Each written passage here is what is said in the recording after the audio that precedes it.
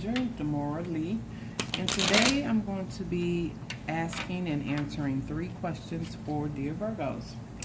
Again, thank you to all of my subscribers. I appreciate you guys. If this is your first time here, welcome, and please subscribe, like, and share. Hit the notification button so you know the next time that I upload a video. I try to do all of the signs on the same day. Also, if you have a question that you would like for me to ask for next week or for one of the other reads the week after, depending on how many I receive, please put it in the comments below and I'll add that one to the list. So the first question we're going to ask for dear Virgo is, how should Virgos approach problems? How should they approach problems? Okay, the second question is going to be for dear Virgo is, what is it that the Virgo needs to understand right now? What is it that you got to understand right now, Virgo? And then the third question is going to be for Virgo, what's your spiritual lesson? What should you be mastering spiritually at the moment? So let's get going. How should the Virgos approach their problems right now? How should you approach your problems? We pull the Moon card.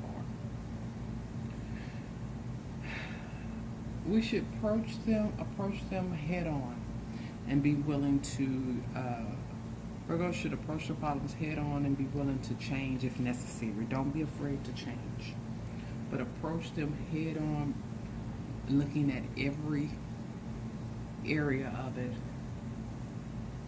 and then don't just look at it, actually make change. Okay. Also should approach the problem, the Two of Pentacles. We should approach the problems by balancing, also looking at both sides. This goes along with the Moon card. Once we are able to look at both sides of a situation or all sides of a situation, then changing what's necessary. That's how Virgos, it's hard for me to not say our because I am a Virgo, but that's how Virgos should approach problems at this time, at this point. And the second question that we asked was, what is it that that Virgos need to know right now? So I pulled the Sun card, which is a beautiful card. What is it that Virgos need to know right now? That happiness and joy is the most important thing for you right now. Being happy, doing things that make you happy, doing things that brings joy into your life is something that you need to understand right now. Don't do things for anyone else. If it's not serving you, don't do it. And what you're doing, make sure that you're going to get some kind of joy and happiness out of the outcome. Don't necessarily have to be when you're doing it, of course, but the result of it will bring you joy and happiness. And I say that because we all got stuff we have to do in our life, like work sometimes.